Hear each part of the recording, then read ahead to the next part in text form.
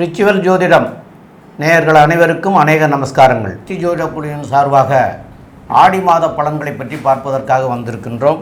இந்த ஆடி மாதங்கிறது ஆடி மாதம் 1ஆம் தேதிங்கிறது 17/7/2024 புதன்கிழமை இன்னைக்கு ஆரம்பமாகுது. அதுமாரி ஆடி மாதம் முடிகிறது 16/8/2024 வெள்ளிக்கிழமையோடு முடியுது. இந்த நாட்களில் உள்ளதை பற்றி பார்ப்போம். இப்போ நாங்கள் வந்திருக்கிறது அடியன் சக்தி சோமையாகிய நானும், டாக்டர் KS ஐயங்கார் அவர்களும், டாக்டர் ஹரிஹர சர்மா ஐயா அவர்களும் வந்திருக்கிறாங்க. இப்போது ஆடி மாத பலன்களில் சொல்கிறதுக்கு முன்னாடி ஆடி மாதத்தில் இருக்கக்கூடிய விசேஷங்கள் என்னென்னங்கிறதையும் ஆடி மாதத்தினுடைய கிரக நிலைகளை பற்றியும் நம்முடைய டாக்டர் ஹரிஹர சர்மா ஐயா சொல்லுவாங்க. அனைவருக்கும் ஹரிஹர சர்மாவின் பணிவான நமஸ்காரங்கள். நாம் ஒவ்வொரு வருஷமும் பார்ப்போம்னாக்கா மாத பலன்கள் பார்ப்போம். அதை தவிர ஒவ்வொரு கிரக பலன்களும் பார்ப்போம். அதுபடி இப்போ பார்க்குறது தமிழ் மாத பலன்கள் பார்க்குறோம். தமிழ் மாதம் அப்படின்றது ஆடி மாத பலன்களை இந்த ட்ரிப்பு பார்க்க போகிறோம். இந்த ஆடி மாதம் இருக்கிறதுல வசந்த மாதம் அப்படிங்கிறோம். எதை வச்சு நீங்கள் சாமி வசந்த மாதம் அப்படின்றீங்க அப்படின்னாக்க உத்தராயண காலத்துலேருந்து தட்சிணாயன காலத்துக்கு போகிறது தான் ஆடி மாதம். நம்மளுடைய பித்திருக்களுக்கு உகந்த மாதம் அப்படின்றத பொறுத்தளவுக்கு பித்ருபக்ஷம், பித்திருக்களுக்கு காரியம் செய்யக்கூடியது அப்படின்றது ஆடி அமாவாசை. அதுக்கு அடுத்தது உத்தராயணத்துலேருந்து தட்சிணாயனம் போகக்கூடிய காலகட்டங்கள், தட்சிணாயனத்துலேருந்து உத்தராயணம் போன காலகட்டங்கள்னா மகர மாதத்தில் வர்றது அப்படின்றது தை அமாவாசை. அதுக்கடுத்து புரட்டாசி மாதத்தில் வர்றது மகாலய அமாவாசை. இதில் பொறுத்தளவுக்கு பெரும்பாலானவங்க என்ன பண்ணிடுவாங்க, அந்த திதி தர்ப்பணங்களை விட்டுருவாங்க. ஒரு சில பேர் இறந்த தேதியில் கொண்டாடுவாங்க. அவங்களுக்கெல்லாம் இந்த செய்யக்கூடிய மாதம் ஆடி மாதம், தை மாதம், மகாலய அமாவாசை. அப்படி இருக்கிற இந்த வசந்த மாதத்தை ஆடி மாதத்தில் என்னென்ன நற்காலங்கள், என்னென்ன விசேஷ தினங்கள். ஆடி அப்படின்னாலே அம்மன் மாதம் அப்படின்னு சொல்லுவோம். அம்மனுக்கு கூழ் ஊற்றக்கூடிய மாதம் அப்படிம்போம். அப்போ இந்த மாதத்தில் வரக்கூடிய விசேஷங்களை பார்த்துட்டு ஒன்று ஒன்றா பார்ப்போமா. ஆடி மாதம் 3ஆம் தேதி அதாகப்பட்டது உங்களுக்கு என்ன வருது அப்படின்னு கேட்டோம்னாக்க 19/7/2024 தஞ்சை மாவட்டத்தில் உள்ள புன்னைநல்லூர் மாரியம்மனில் பூச்செறிதல் இருக்கிறதுலே ரொம்ப வசந்தது அப்படின்றது தஞ்சாவூர் புன்னைநல்லூர் மாரியம்மன். அதுக்கு அடுத்தது வர்றது அப்படின்றது 21/7/2024 பூர்ணிமா. இதில் என்ன எல்லா மாதமும் தான் பௌர்ணமி வருதே சாமி, இதில் என்ன இந்த பூர்ணிமாவுக்கு மட்டும் விசேஷ பூர்ணிமா அப்படின்றது புத்த பூர்ணிமா அல்லது குரு பூர்ணிமா. குருமார்களை வணங்கக்கூடிய பூர்ணிமா. நமக்கு அக்ஷரம் சொல்லி கொடுத்த, அக்ஷரம்னாக்க நாம் செய்கின்ற தொழிலுக்கு அக்ஷரம் சொல்லி கொடுத்த குருமார்களை வணங்கக்கூடிய தினம் அப்படின்றது பௌர்ணமி தினம், அதாகப்பட்டது குரு பூர்ணிமா தினம். அதுக்கு அடுத்தது பார்த்தோம் அப்படின்னாக்க 23/7/2024 செவ்வாய்க்கிழமை நம்ம காஞ்சிபுரத்தில் உள்ள ஸ்ரீ ஜெயேந்திர சரஸ்வதி சுவாமிகளுடைய ஜெயந்தி. காஞ்சிபுரம் மடம் அப்படின்னாலே உங்களுக்கு பொறுத்தளவுக்கு முதல் மடம் அப்படின்றத பொறுத்தளவுக்கு கேரளாவில் உள்ள ஆதிசங்கரர் மடம். அடுத்தது வந்தது 64 பட்டம்ன்றது ஜெயேந்திர சரஸ்வதி சுவாமிகள். அவங்க அங்கேயே அனுஷ்டானம் ஆயிருக்கிறாங்க. அவங்களுக்கு ஜெயந்தி கொண்டாடக்கூடிய நாள் அப்படின்றது 23. அதுக்கு அடுத்தது பார்த்தோம்னாக்க 27/7/2024 சனிக்கிழமை நம்ம பூமி பூஜை போடுறது. பூமி பூஜை போடுறது அப்படின்னாக்க வாஸ்து பகவான் கண் விழிக்கக்கூடிய நாட்கள். வாஸ்து பகவான் கண் விழிக்கக்கூடிய நாட்களில் நாம் அந்த மனைக்கு உண்டான பூஜையை பண்ணிவிட்டு வீட்டு வேலையை தொடங்கினோம் அப்படின்னா எந்த விதமான தடசமும் வராது. லோன் கேட்ட இடத்துல லோன் கிடைக்கும், மெட்டீரியல் கேட்ட இடத்துல கிடைக்கும், வேலைக்காரங்க எல்லாருமே பிரச்சனை இல்லாமல் இருப்பாங்க. அப்போ அந்த வாஸ்து நாளில் எந்த டைம்னு ஒரு பர்டிகுலர் டைம் சொல்கிறேன், அந்த டைம் ரொம்ப வசந்த டைம். காலையில் 6:52லேருந்து 8:22 வரையிலும் இந்த வாஸ்து தினம், வாஸ்து பூஜை போடக்கூடிய நேரம். அதுக்கு அடுத்தது எம்பெருமான் முருகபெருமானுக்கு உண்டான தினம் அப்படின்றது ஆடி மாதத்தில் வர கிருத்திகை தினம். அதுக்கு அடுத்தது பார்த்தோம் அப்படின்னாக்க தஞ்சாவூர் மாவட்டம், கும்பகோணம் மாவட்டம், இந்த காவேரி நதி பாயக்கூடிய மாவட்டங்களில் என்ன பண்ணுவாங்க அப்படின்னாக்க ஆடி பெருக்கு அல்லது 18ஆம் பேர் அப்படிம்பாங்க. குழந்தையெல்லாம் சொப்பரத்தை எடுத்துகிட்டு போயிட்டு எல்லா சாப்பாடையும் வச்சுக்கிட்டு அந்த கரையோரம் சாப்பிடுவாங்க. அதே போல் புதுமண தம்பதிகளை பொறுத்தளவுக்கு மாங்கல்யம் மாற்றக்கூடிய நாள். இது எல்லாமே வசந்த நாள் அப்படின்றது ஆடி பெருக்கு. அதுக்கு அடுத்தது 4/8/2024 ஆடி அமாவாசை. அது என்ன சாமி ஆடி அமாவாசை, அது மட்டும் என்ன அப்படின்னாக்க உங்களுக்கு பொறுத்தளவுக்கு உத்தராயணத்துலேருந்து தட்சிணாயனம் மாறக்கூடிய காலகட்டம் அப்படின்றத பொறுத்தளவுக்கு கடக மாதம், அதாவது ஆடி மாதம். இந்த ஆடி மாதத்தில் பொறுத்தளவுக்கு உத்தராயணம் அப்படின்றது தேவர்களுடைய பகல் பொழுது. தட்சிணாயனம் அப்படின்றது தேவர்களுடைய இரவு பொழுது. இப்போ இந்த காலகட்டங்களில் ஆடி மாதத்தில் பொறுத்தளவுக்கு ஆடிப்பட்டம் தேடி விதை அப்படிம்பாங்க. ஆடி மாதத்தில் அம்மன் கோயிலில் கூழ் ஊற்றுவாங்க. எதுக்காக அப்படின்னாக்க விவசாயிகள் தான் அறுவடை பண்ணின அத்தனை நெல்லையும் விற்றுட்டு விதை நெல் மட்டும் வச்சுருப்பாங்க. அவங்க அந்த காலகட்டங்களில் கஷ்டப்படக்கூடாது அப்படின்றதுனால நம்மளுடைய முன்னோர்களும் மூத்தோர்களும் ஊரில் உள்ள ஒவ்வொரு அம்மன் கோயிலையும் கூழ் காய்ச்சி ஊற்றுவாங்க. அப்போ இதை மாதிரி உள்ள விசேஷமான தினம் அப்படின்றது ஆடி அமாவாசை. அடுத்தது பித்ருக்களுக்கு பொறுத்தளவுக்கு ஒரு சில பேர் என்ன பண்ணுவாங்க, இறந்த திதி தெரியாததுனால என்ன பண்ணுறதுன்னு ஜோசியங்கள்ட்ட வந்து கேட்பாங்க. அப்போ பண்ணக்கூடிய காலகட்டங்கள் அப்படின்றது ஆடி அமாவாசையில் பண்ணலாம், அதுக்கு அடுத்தது தை அமாவாசையில் பண்ணலாம், அடுத்தது மாலை பட்சத்தில் பண்ணலாம். அப்படி விட்டு போனவங்க அத்தனை பேரும் இப்போ இந்த காலகட்டங்களில் விட்டு போன அத்தனை பேரும் வரக்கூடிய ஆடி அமாவாசை அன்னைக்கு பித்ருக்களுக்கு தர்ப்பணம் கொடுக்கணும். சரி, பித்ருக்களுக்கு தர்ப்பணம் கொடுக்கணும்னா எங்கள் வீட்டிலேயே வச்சு கொடுக்கலாமா அப்படின்னாக்க புண்ணிய தீர்த்தங்கள், புண்ணிய நதிகள், புண்ணிய கடல்கள் இதில் கொடுத்தோம் அப்படின்னாக்க கண்டிப்பாக நமக்கு அந்த பலன்கள் கிடைக்குமா? கண்டிப்பாக பலன்கள் கிடைக்கும். அதே போல் இந்த காலை பொறுத்தளவுக்கு உத்தராயணத்திலிருந்து தட்சிணாயன மாற காலகட்டம் பொறுத்தளவுக்கு சூரியன் வலுவிழக்கக்கூடிய காலகட்டங்கள் அப்படிம்பாங்க. இந்த காலகட்டங்களில் பரிகார பூஜைகள் செய்கிறத தவிர்த்துட்டு கோயில் உண்டான பூஜைகள் செய்யக்கூடிய காலகட்டங்கள், ஆலய வழிபாடு செய்யக்கூடியங்கள். நம்மளோட பொறுத்தளவுக்கு இந்து மதத்தில் பொறுத்தளவுக்கு ஒன்றுமே விளக்கமாக சொல்லியிருக்கிறாங்க, எந்தெந்த மாதம் என்னென்ன செய்யணும் அப்படின்றது. அதனால் இந்த ஆடி அமாவாசை மிக சிறப்பான மாதம். அதே போல் இந்த காலகட்டங்களில் தட்சிணாயனத்திலேருந்து உத்தராயண மாறகட்டங்களில் நல்ல பவரான காலகட்டங்கள் இந்த ஆடி அமாவாசை கொண்டாடினா ரொம்ப சிறப்பாக இருக்கும். அதுக்கு அடுத்தது ரொம்ப விசேஷமானது அப்படின்றது 7/8/2024 புதன்கிழமை. இதுக்கு பேர் ஆடி பூரம். ஆடி மாதத்தில் வர பூரம் அது ரொம்ப விசேஷமான தினம். அதுக்கு அடுத்தது பார்த்தோம் அப்படின்னாக்க 8/8/2024 சங்கரன் கோயில், நெல்லை மாவட்டத்தில் உள்ள சங்கரன் கோயிலில் ஆடி தபசு செய்யக்கூடிய நாள். அது ரொம்ப விசேஷமானது. அடுத்தது 16/8/2024 பெண்களை பொறுத்தளவுக்கு வரலட்சுமி விரதம் வாங்க. வரலட்சுமி விரதம் அப்படின்றது என்ன அப்படின்னாக்க மாங்கல்ய காலங்கள் அப்படின்றது தான் வரலட்சுமி விரதம் அப்படின்றத பொறுத்தளவுக்கு. அப்போ இந்த வரலட்சுமி விரதம் அப்படின்றத பொறுத்தளவுக்கு பெண்கள் தங்களுடைய மாங்கல்யத்துக்காக வரலட்சுமியை வச்சு விரதம் இருக்கக்கூடிய காலகட்டங்கள். அதுக்கு அடுத்தது பார்த்தோம்னாக்க எம்பெருமான் முருகப்பெருமானுக்கு உகந்த 29/7/2024 ஆடி கிருத்திகை. இந்த ஆடி கிருத்திகை அப்படின்றத பொறுத்தளவுக்கு எல்லா விதமான முருகன் கோயிலையும், முக்கியமான முருகன் அறுவடை வீடு முருகன் கோயிலை தவிர எல்லா முருகன் கோயிலையும் இந்த ஆடி கிருத்திகை விசேஷமான தினமாக இருக்கும். சரி, இதை தவிர அந்த ஆடி மாதம் பிறக்கிற நாள் கிரகங்களுடைய நிலவரம் என்னென்ன இருக்குது அப்படின்னு பார்ப்போமா? 2ஆம் இடமான ரிஷபத்தில் குரு பகவானும் செவ்வாய் பகவானும் இருக்காங்க. 4ஆம் இடமான கர்க்கடகத்தில் சூரியன், புதன், சுக்கிர பகவான் இருக்கார். காலபுருஷ தத்துவத்தின்படி 6ஆம் இடமான கன்னியா ராசியில் கேது பகவான் இருக்கார். இதை தவிர கும்பராசியில் சனி பகவான் வக்ரம் அடைஞ்சிருக்காரு. இப்போ இந்த வக்ரம் அடைஞ்சது சற்றேறக்குறைய 140 நாள். அப்போ இந்த 140 நாளும் இந்த காலகட்டங்களில் வந்துடுது. எப்பொழுதுமே சனி பகவான் வக்ரம் அடைகிறது மிக மிக சிறப்பு. காலபுருஷ தத்துவத்தின்படி 12வது ராசியான மீன ராசியில் ராகு பகவானும் கொண்ட அமைப்பில் இந்த ஆடி மாதம் பிறக்கிறது. இப்போ ஒவ்வொரு ராசிக்கும் என்னென்ன பலன் இருக்குன்னு பார்ப்போமா? அன்பான மீனராசி என்பர்களே, மீனம் அப்படின்னாலே உள்குத்து வேலை பார்க்கக்கூடியவங்க, ஆனால் பேசுகிறதுக்கும் நடைமுறைக்கும் சம்பந்தம் இல்லாதவங்க. இவங்களை பொறுத்தளவுக்கு உள்ளுவதெல்லாம் உயர் உள்ளல், பேசுகிறதுக்கும் நடைமுறைக்கும் தொடர்பு இருக்காது. அதே போல் மீனராசிக்காரங்கள்ட்ட மனசில் என்ன இருக்குது அப்படின்றதையும் யாராலையும் கண்டுபிடிக்க முடியாது. ஆனால் அவங்களுடைய பேச்சு எல்லாமே பெரிய லெவலில் தான் இருக்கும். அப்படி கொண்ட மீனராசி என்பவர்களுக்கு ராசியிலேயே ராகு பகவான் இருக்கிறார். ராகு பகவான் ராசியில் இருந்தால் கண்டிப்பாக உடல் நலத்தில் சின்ன தொந்தரவுகளை கொடுக்கக்கூடிய வாய்ப்புகள் உண்டு. அதனால் உடல் நலத்தில் எச்சரிக்கையாக இருக்கணும். என்ன ஒன்று ராகுக்கு இடம் கொடுத்தது குரு பகவானாக இருக்கிறதுனால மன கிளேச்சிமங்களை கொடுக்கக்கூடிய வாய்ப்புகள் உண்டு. மென்டல் டிப்ரெஷன் கொடுக்கக்கூடிய வாய்ப்புகள் உண்டு. மென்டல் டிஸ்டர்ப்டு கொடுக்கக்கூடிய வாய்ப்புகள் உண்டு.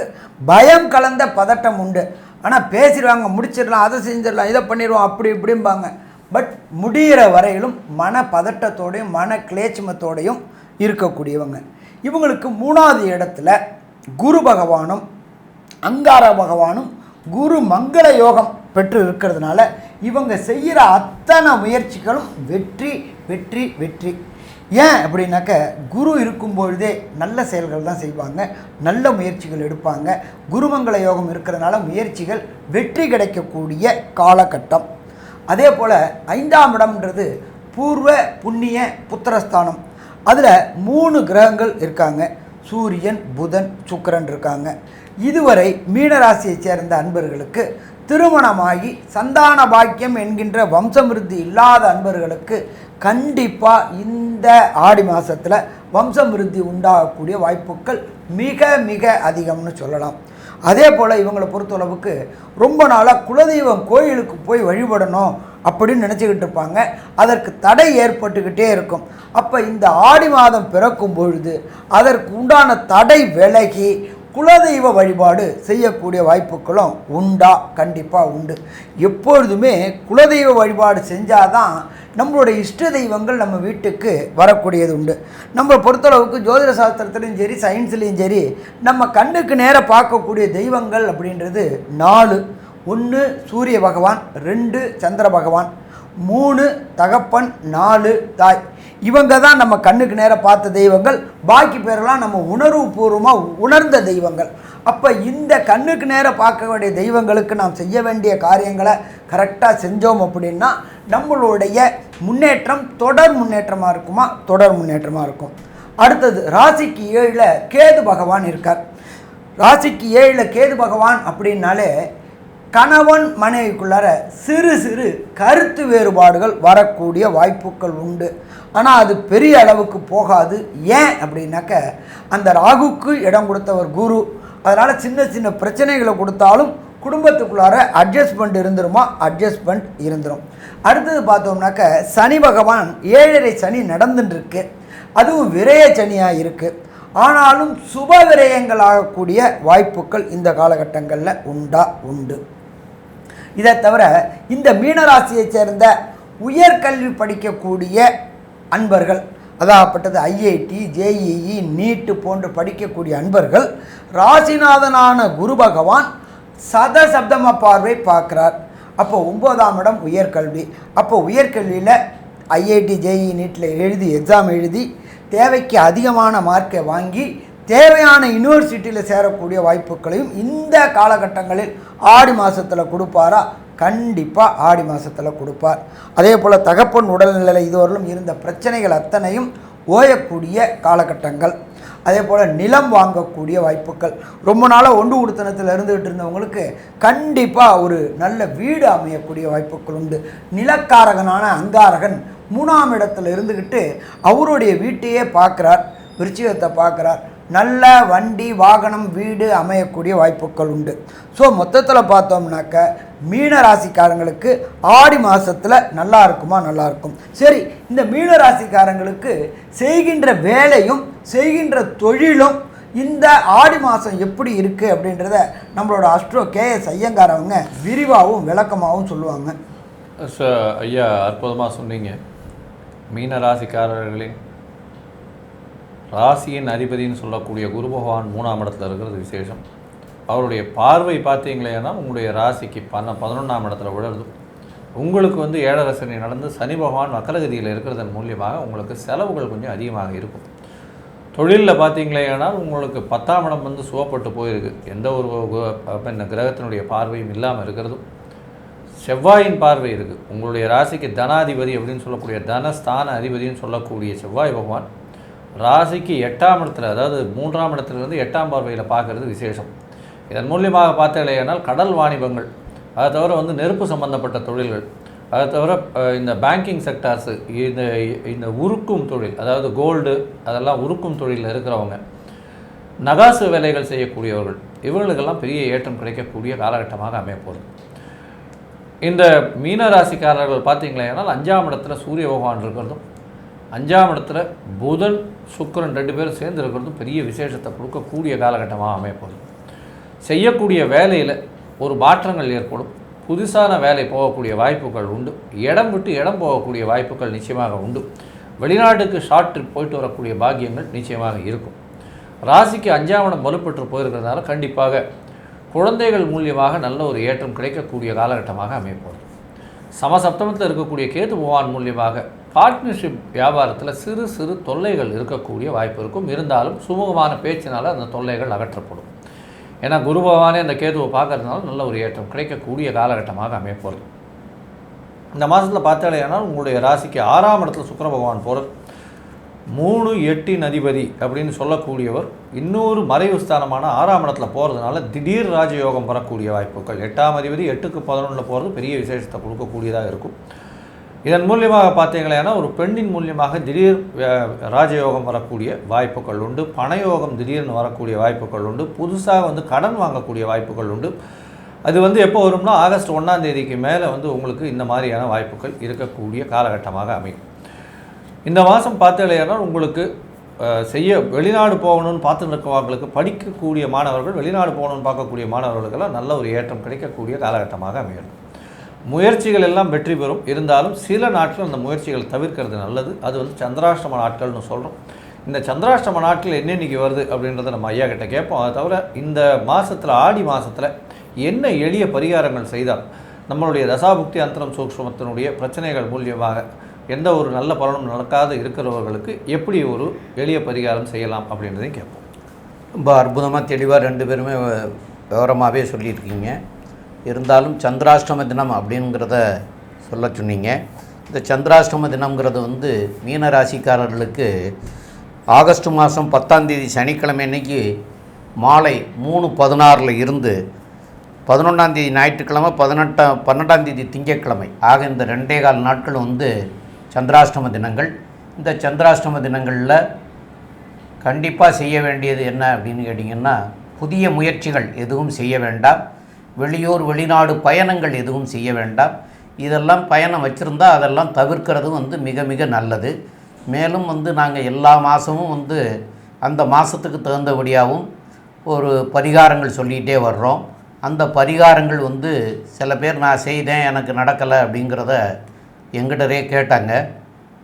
அப்போ அதுக்கு என்ன காரணம் அப்படின்னு பார்க்குற போது மாதா பிதா குரு தெய்வம்னு சொல்லியிருக்காங்க. அதாவது முதல்ல தாய், அதுக்கப்புறம் தகப்பன், அதுக்கப்புறம் சொல்லி கொடுத்த குருமார்கள், அதுக்கப்புறம் தான் கடவுளை சொல்லியிருக்காங்க. 4ஆவதாக தான் கடவுளை போய் வணங்க சொல்லியிருக்காங்க. மாதா பிதா குரு தெய்வம் அப்படின்னு. அப்போது நீங்கள் குருவுக்கு போய் முதல்ல செய்துட்டீங்க, அது செய்துட்டால் கிடச்சிரும்னு. உங்களுடைய தாய் தகப்பனுக்கு அவங்க உயிரோடு இருக்கிற போது அவங்களுடைய வயசான காலத்தில் அவங்களுக்கு செய்ய வேண்டிய கடமைகளை நீங்கள் செய்திருக்கணும். அதே போல் அவங்க தெய்வமாக ஆனதுக்கப்புறம் அதுக்குண்டான கடமைகளையும் செய்யணும். அப்போ தான் இந்த தெய்வமும் வேலை செய்யும். இது போக உங்களுடைய குலதெய்வ கோயிலுக்கு வருஷத்துக்குள்ள ஒரு தடவையாவது போயிட்டு வரணும். குடும்பத்தோடு போயிட்டு வரலாம். போக முடியாதவங்க நீங்கள் ஒரு ஆளாவது போயிட்டு வரலாம், இல்லைன்னா குடும்பத்தோடு போயிட்டு வர்றது தான் நல்லது. அப்போ குடும்பத்தோடு போயிட்டு வரணும். இதெல்லாம் செய்தால் தான் இந்த பலாபலன்களும் உங்களுக்கு ஜெயிக்கக்கூடியதாக இருக்கும். அப்போது இந்த மாதத்துக்கு நம்ம உங்களுக்கு காஞ்சிபுரத்தில் இருக்கிற காஞ்சி காமாட்சி அம்மன் கோயிலுக்கு செவ்வாய்க்கிழமை அல்லது வெள்ளிக்கிழமை இன்றைக்கி போயிட்டு வாங்க. ஆடி மாதம், அந்த ஆடி மாதத்தில் இந்த செவ்வாய்க்கிழமை வெள்ளிக்கிழமையில் போய் காஞ்சி காமாட்சியை போய் வழிபட்டுட்டு வரலாம். அந்த வழிபடுவதோ மாத்திரம் இல்லாமல் அவங்களுக்கு வஸ்திரங்கள் சாத்தி வழிபடலாம், அல்லது ஒரு அபிஷேகத்துக்கு கொடுத்துட்டு வழிபட்டுட்டு வரலாம், இல்லைன்னா ஒரு அர்ச்சனையாவது பண்ணிட்டு வரலாம். இதெல்லாம் பண்ணிட்டு வாங்க. கண்டிப்பாக உங்களுக்கு இந்த மாதமும் சிறப்பாக இருக்கும். ஆனால் இதுகளை செய்கிறத விட வயசான முதியோர்கள் இருந்தாங்கன்னா அவங்களுக்கு போர்வை, அவங்களுக்கு உண்டான வஸ்திரங்கள், இல்லை போர்த்திக்கிறதுக்கு உண்டான போர்வை போக துண்டு, இந்த மாதிரி உள்ளதெல்லாம் வாங்கி கொடுக்கலாம். அதெல்லாம் உங்களால் ஆளை தேடி கொடுக்க முடியலை அப்படின்னு சொன்னால் ஒரு முதியோர் இல்லத்துக்கு போய் ஒரு 10 போர்வை, 10 துண்டு, 10 வஸ்திரங்கள் எல்லாம் வேட்டி சேலைகள் வாங்கி கொண்டு போய் முதியோர்களுக்கு கொடுங்கன்னு கொடுத்தீங்கன்னா அவங்க அங்கே இருக்கிற எல்லாருக்குமே கொடுத்துருவாங்க. அதை உபயோகிக்கிற போது உங்களுக்கு அதனால் உங்களுக்கும் சரி, அந்த தர்மத்தினுடைய விளைவுகள் உங்களுக்கும் உங்களுடைய சந்ததிகளுக்கும் நல்லதாக அமையக்கூடிய வாய்ப்புகள் ஏற்படும். மேலும் உள்ள விவரங்களை பற்றி நம்முடைய டாக்டர் கே.எஸ். ஐயங்கார் அவங்க சொல்லுவாங்க. ஐயா, அற்புதமாக சொன்னீங்க. மீனராசியை பொறுத்தவரையிலும் சமசப்தமத்தில் கேது பகவான் இருக்கிறதும் ராசியிலேயே ராகு பகவான் இருக்கிறதுனால உடல் நிலையில் கொஞ்சம் ஜாகிரதையாக இருக்கணும். எதிர்பாலினத்தவர் மூலியமாக நல்ல ஒரு ஏற்றம் இருக்காது. அதாவது அதை தவிர பார்த்தாலேனா நண்பர்கள் மூலியமாக சிறு சிறு தொல்லைகள் உண்டு. பார்ட்னர்ஷிப் பிஸ்னஸில் கொஞ்சம் பிரச்சனைகள் இருக்கும். இருந்தாலும் இது எல்லாமே வந்து குரு பார்க்கறதுனால அது வந்து எல்லாமே சுமூகமாக போகக்கூடிய வாய்ப்பு உண்டு. முயற்சிகளில் வெற்றி கிடைக்கக்கூடிய வாய்ப்புகள் உண்டு. தொழிலில் அபரிவிதமான ஏற்றம் இருக்கும். வேலை மாற்றங்கள் இருக்கும். குழந்தைகள் மூலியமாக நல்ல ஒரு ஏற்றம் கிடைக்கக்கூடிய காலகட்டம். புதிய வேலை கிடைக்கக்கூடிய காலகட்டம். தாயின் உடல்நிலையில் நல்ல ஒரு ஏற்றம் இருக்கும். தந்தையின் உடல்நிலையில் சற்று பின்னடைவு இருக்கக்கூடிய காலகட்டம். கணவன் மனைவிக்குள்ள அந்யோன்யம் குறைவாக காணப்படும். ஏன்னா 7.5 சனி நடக்கிறது, 12ஆம் இடத்துல சனி பகவான். அதனால் சயனங்கள் பாதிக்கப்படக்கூடிய வாய்ப்புகள் மிகவும் அதிகம். புதிய கடன் வாங்கக்கூடிய வாய்ப்புகள் நிச்சயமாக உண்டு. கடன் கொடுத்தவரிடம் திருப்பி வாங்கிறது ரொம்ப கஷ்டமாக இருக்கும். மொத்தத்தில் பார்த்திங்கன்னா இந்த மீனராசிக்காரர்களுக்கு இந்த மாதம் வந்து நல்ல ஒரு ஏற்றமான மாதம். இருந்தாலும் 7.5 சனி இருக்குது. ராசிநாதனும் 3ஆம் இடத்துல மறைவு ஸ்தானத்தில் இருக்கார். அதனால் எந்த விஷயத்தையும் ஒரு தடவைக்கு 2 தடவை யோசித்து பண்ணுறது நல்லது அப்படின்னு சக்தி ஜோதிட குழு சொல்லுது. நன்றி, நமஸ்காரம்.